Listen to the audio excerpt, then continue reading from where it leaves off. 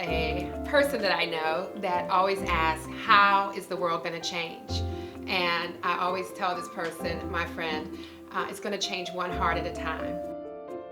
Because God created us noble, and He created us with a purpose to know Him and to worship Him. True worship, according to the Baha'i beliefs, is service.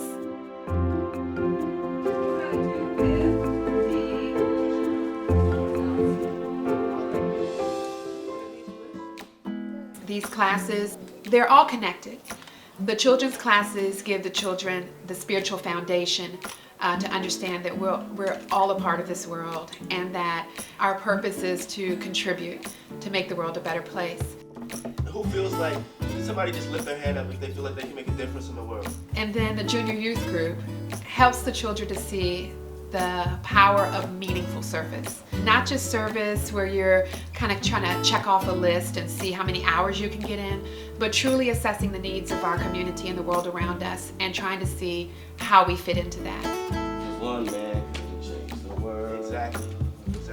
And then we have these devotional gatherings that change the devotional character of the people that come, because we all have a heart that can be touched by beautiful words.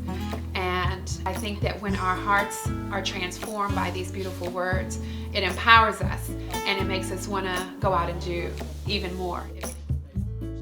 And then we have these study circles where we have a chance to actually really study and think about who we are and why it's important to do these things.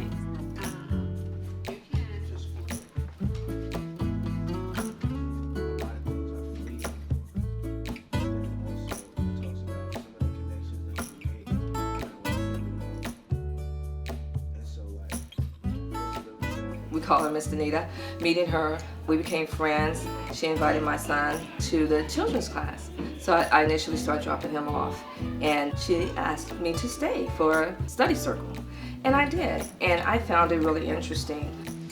My background being a Christian, sometimes people are pretty fearful to try different avenues, but I learned that it was basically what I believed in.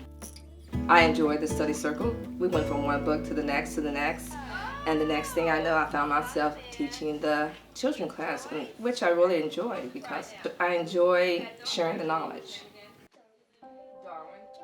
My oldest son, Isaiah, to this day, he still is involved with it, where he actually teaches the youth class for Miss Anita. Surprisingly, my young son has Down syndrome, special needs. It's just surprising to see how much he's learned, how much he's picked up on. Isaiah, you can come in. It has taught my youngest son to tell me when I'm yelling at my oldest son, "Enough, Mom. Stop yelling at my brother. Enough." And I'll say, "Ishmael, you're right. I need to. You're right. Less yelling, more love." To be honest, I can sum it up in one word. Since I've been involved, I have more peace in my life. I do. I have more peace in my life. As a whole, it makes us all feel as though that our family has been expanded.